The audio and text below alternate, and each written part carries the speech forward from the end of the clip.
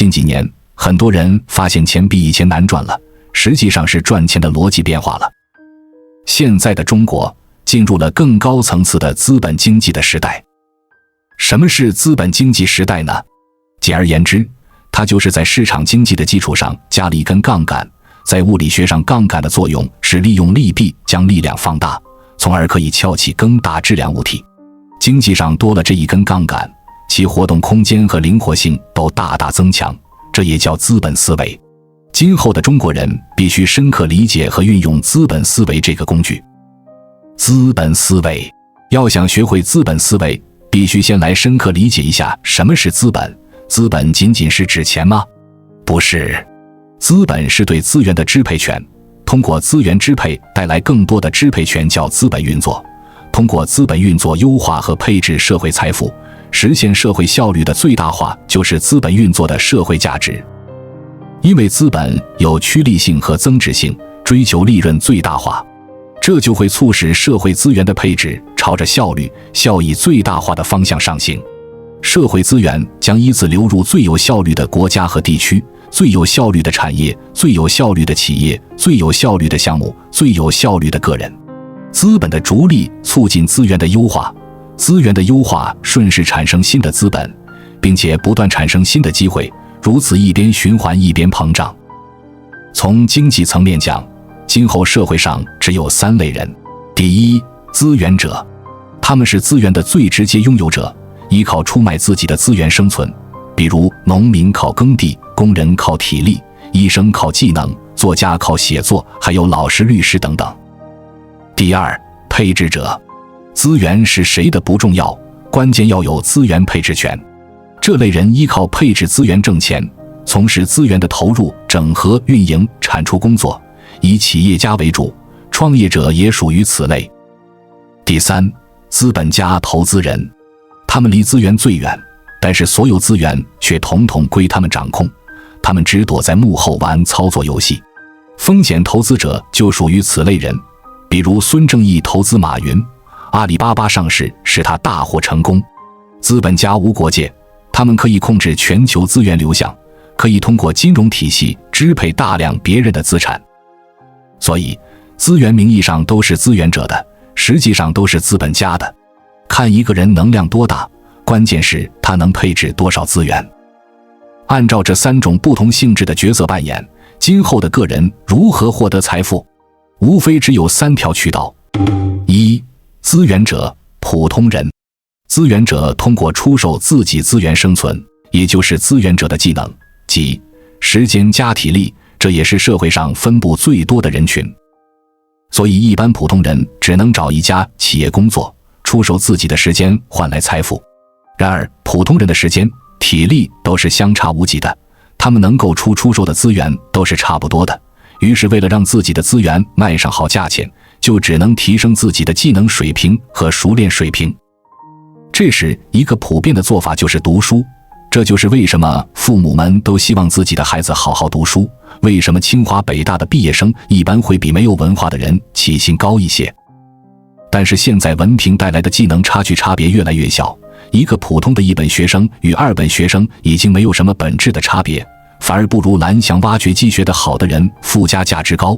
这是因为前者数量多，后者数量少，而且后者更加注重实践，供需关系决定了资源的价格，因此读书无用论早就开始流行。所以如果你只是一个普通人，要么通过读书获得更高更稀罕的技能价值，要么通过爱思考、会做人、大量实践提高自己实践能力。另外，对于资源者来说，还有天生稀罕资源，比如外貌。长得好看的普通人可以在日常的婚配、工作、生活中获得很多额外的财富。如果长得好看，再加上运气好，就可以进入演艺圈，成为明星之后，自己的资源就成了稀缺资源，资源的价格远远高于一般人。但是外貌在一般情况下难以改变资源者的本质处境，只能略微提升。王宝强就算是健身加保养加专业造型设计，也是无法从外貌上超越刘德华的，所以他是傻根，华仔是神偷。而且外貌这种资源不一定是越漂亮越好，王宝强和黄渤的外貌特质也是他们成功不可或缺的一部分。所有的普通工人、白领、职业经理人，甚至到当年的打工皇帝唐骏，各大明星都属于资源者。这种人的特点是，其获得财富是有限的。他们有时辛苦了一辈子，但是遇到家人生一场大病，几乎就会崩溃。有的为了供养孩子，病人需要打3份工，这是非常心酸的。职业经理人赚得再多也是有数的，过气的明星过得不如普通人等。二、配置者、企业主。这种人不是资源的直接拥有者，他们往往通过脑力去设计资源的配置，通过优化资源去赚钱。企业家就属于这一类。在奴隶社会，最重要的生产力要素是人力，也就是奴隶。封建时代的最重要的生产力要素是土地，而资本时代最重要的生产力要素是资本。资本的本质就是资源的配置。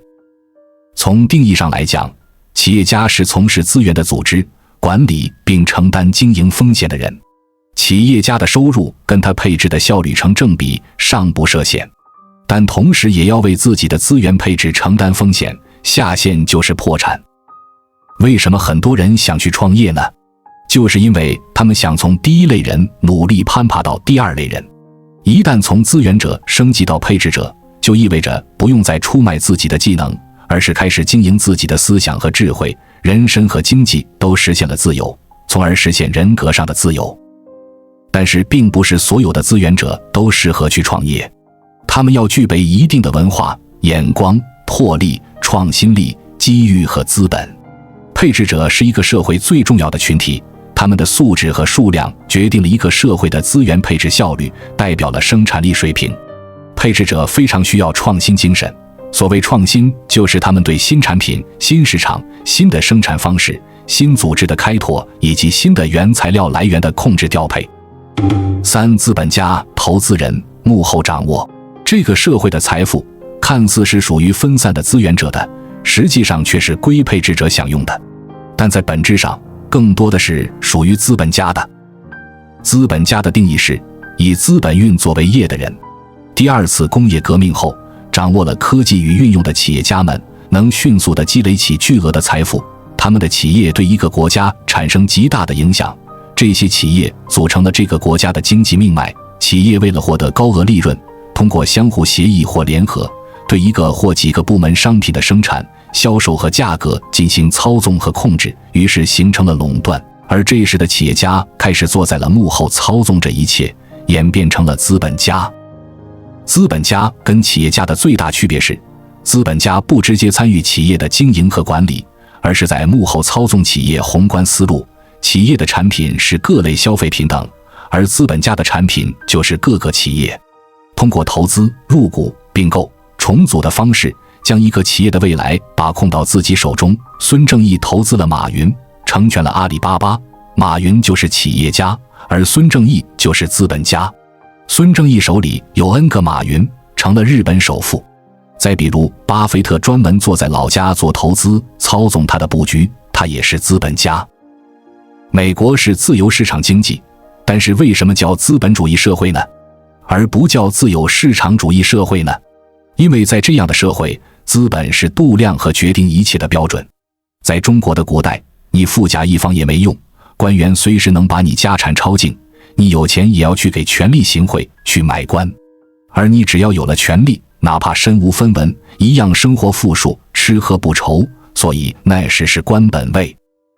某公司曾经说过，自己从不做研发，让市场上那些小公司去研发，如果一旦成功，就花钱买过来，如果不卖，就花钱把这个公司的几个核心挖过来。这就是资本主义。当然，无视知识产权是有问题的，正确的做法是花钱买过来。如果你有了1亿元的资本，你可以花1000万雇上这个国家最聪明的一批人，把你的资本从1亿变成2亿，你躺在床上就赚了9000万。而这一切只因为你在从事资本运作，你只需要够聪明和有魄力，不需要有力气，不需要花时间，更不需要长得漂亮。我们需要明白的是，第3种人赚的钱就比第2种人多，第2种人赚的钱比第1种人多。因此，第1种人在努力进化到第2种人，而第2种人在拼命进化到第3种人。中国天生具有资本的人是极少的，大部分第三种人都是从第一种人或者第二种人进化过来的，虽然目前这种进化已经越来越难了，但还不是没有希望，因为以后会更加的困难。这就是阶级的固化，阶级间流动的减少。每个人都在玩命探索的方法，有的人成功了，有的人失败了。原因就只有2点：你的头脑有多聪明，或者你积累的资本有多少。你想到了一个可以改进手机的 idea， 而且你觉得这个 idea 可以赚很多钱，那你要问自己，你有没有这个资金去运作这个 idea？ 同样的 idea， 三星、华为都可以支配更多的资金，去雇佣更好的工程师，去更好的推广。你确定不是去给这些资本拥有者趟雷，或者是正在走向一条已经无数人走过的死胡同？具体举个例子，你做软件开发，天使投资人会不会问你一句话：如果某巨头山寨，你怎么办？你想开一个网店，你有没有资本去宣传，去压货？如果实力不够，要么是根本卖不出去，如果你能卖出去，那些更有实力的卖家分分钟用同样的产品把你 PK 掉。同时，这也回答了另一个问题：赚钱的方法千百样，为何偏偏选择打工这一种？答案是，你不打工你能干啥？你以为你出来干别的就能赚钱？几年前网上疯传送快递赚得多，我就嗤之以鼻。这种没有门槛的行业是不可能赚得多的。你愿意赚1万干这个，我分分钟找一个赚9000就干的，我再找一个赚8000的，你信不信？最后，无论你是送快递还是摆摊，无论你是卖肉夹馍还是搞 IT， 你都会被拉到一个门槛平均收入。因为 IT 需要学习，赚得多一些，快递比较辛苦，赚的比 IT 少，可是还是比打扫卫生的多一些，就是这样。在我们进一步探索之前，别忘了关注才知道并点击小铃铛，我们将继续揭示更多关于金钱的真相，助你迅速实现财务自由。那到底怎么样从第一种人进化到第三种人？第一步，你要进行资本积累，你愿意打工也好，愿意自己做产品也好，有的人就自认为在创业了，先完成资本积累。这一步最重要，也是发挥大家的想象力和实力的时候了。摆地摊、开淘宝、做网站、做 App、炒股票、海外代购、开设计工作室、卖肉夹馍、给幼儿园摄影的，等等等等，没有最好，只有更好。一句话，这不就是出卖你的个人资源，就看你卖不卖得上价了。多学习吧，即使不为了文凭，多辛苦吧，只要不是出卖健康。第二步，善用资本，用资本赚钱。怎么用资本赚钱？问你们个问题，你们就明白了。如果你家开了个小饭店，每个月能赚1万，但是需要个厨师，你自己炒菜水平很高，如果自己当厨师，饭店每月净赚1万。如果雇佣一个厨师，每月花8000，饭店净赚2000，你怎么选择？答案：雇一个厨师。这样你只要能用每月1000利息的贷款再盘下一个饭店，那个饭店也能净赚1000了。补充，这个饭店赚2000，还利息1000，净赚1000。数学不好的不要再给我留言了好不？而你只需要这样盘下100个饭店，每个月就能净赚10万，而你这时却在国外旅游，成了第三种人。很多人一直在打工，他们没有成为第三种人，很好理解。但是改革开放之后做买卖的，也有很多人还是没有钱，就是因为他们自己做厨师，自己的妹妹做服务员，自己的老妈管收银，仅此而已。所以以后问自己怎么成为第三种人，就是一句话：不要自己炒菜，雇一个厨师。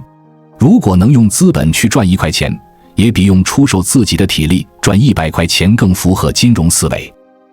另外，聪明和资本，如果你只具有其中一点，记得要找只有另一点的人去合作，他们也在等着你。再另外，即使是具有同样特点的人，其财富也是有差别的。同样出卖自己劳动力或者具有同样资本的人，其付出的脑力、体力不一样，所获得的收益也是不同的。就是说，两个一模一样的打工仔或者超级富二代，一个努力思考，肯付出辛苦，另一个成天打游戏睡觉，前一类还是要比后一类财富来得多的。但是聪明刻苦的打工仔总与打游戏睡觉的超级富二代比，就是给自己的人生添堵而已。普通人的提升。同时再强调一点，如果你是个普通人，或者自认是个普通人，但是又有上进心，不如务实一点，脚踏实地地往前走。曾经有个公司的公关部经理，儿子已经5岁，他每天要上班、做家务、带孩子，但他拥有人事部2级口译证书，每个月都有天南海北的会议翻译任务，还兼任这家口译中心的导师。打开他的博客，已经更新了500多页，有2000多个帖子，全部都是每天他自己做口译练习的文章，平均每天2篇长的1篇短的。他坚持做这件事已经快10年了，非专业出身的他因为爱好英语而一直努力。他说，10年前他曾经看到一份调查报告，一个人如果要掌握一项技能，成为专家，需要不间断地练习1万个小时。当时他算了一笔账，如果每天练习5个小时，每年300天的话，那么需要7年的时间，一个人才能掌握这项技能。他说，幸运的是，我知道自己想掌握什么技能，我只需要立马投入干起来就行了。我没有5个小时的时间，我每天只能学习3个小时，现在已经快10年了，我觉得自己差不多已经掌握了这个技能吧。再比如，披头士乐队在成名前已经参加过1200场演出，可是为什么你做了10年公务员还只是一名小职员？为什么在家里做了7年的饭，没变成特级大厨，反而发现婚姻到了7年之痒呢？那是因为你没有投入精力和热情来练习一项技能。每天上班只是看报纸、上网，应付各种琐碎任务，每天做饭只是为了让家庭正常运转，并不用专业的眼光看待这件事。不要再哀叹大学毕业之后专业就丢了。如果从初中开始算起，12年的学校教育，就算每天学习一门技能2小时，1年300天，你也只有7200小时，还有2800小时的缺口。就算你毕业后每天坚持练习1小时，你需要10年。为什么理工科的人更容易成功？只要他们毕业后专业对口，还是做的那点事，那么他们就等于一天8小时都在练习。这2800小时只需要1年多就填补了。可我们很多人工作的内容并不是在练习技能，大部分是应对琐碎的人和事，实际上是在荒废人生。也许你会说，我是平凡人，我不想成为什么家，只想安安分分过日子。那只是你的错觉，时间在流逝，你每天重复再重复的那些行为，就是在塑造你。你不想成为什么人，可是你注定会成为什么人。每天5个小时，如果你是用来看韩剧、翻手机、玩游戏，那么7年后你会变成一个生活的旁观者，你最擅长的就是如数家珍地说起别人的成功和失败，自己身上找不到任何可说的东西。花1分钟想一想，曾经最想做的事情是什么，然后每天去做这件事。7年后，你会发现已经可以靠这件事出去混饭吃了。哪怕你喜欢逛街呢，你规定自己每天逛街3小时试试。可能一开始你觉得很高兴，每天如此，你会发现无聊。再坚持下去，你就开始琢磨了，我逛街还能发现点什么？还能搞出点什么花样？坚持下去，7年之后，你可能会成为时尚达人、形象设计专家、街拍摄影师、服装买手。生命中的下一个7年，下一个1万小时，你打算怎样度过？随着经济结构的转变和资本主义的深入发展，我们的赚钱方式和思维也必须发生根本的改变。在这个新时代，我们不仅需要关注个人技能和努力，更要学会如何运用资本和资源，找准自己在社会资源链中的位置。无论是普通劳动者、企业家还是资本家，每个人都需要在这个变化的环境中寻找自己的定位，并不断学习和适应。首先，普通人应该努力提高自己的技能和专业知识，以增加自己在劳动市场中的价值。其次，对于有企业家精神的人来说，关键在于如何创新和有效配置资源，提高生产效率和盈利能力。而对于资本家而言，最重要的是如何通过资本运作来实现资源的最优化配置和财富的积累。最后，我们每个人都应该认识到，在这个快速变化的时代，持续学习和适应变化是赚钱的关键。只有不断提升自己，不断寻找新的机会，我们才能在这个新时代中找到自己的位置，实现财务的自由和个人的成长。关注我，我是才知道，带你解锁更多金钱的真相。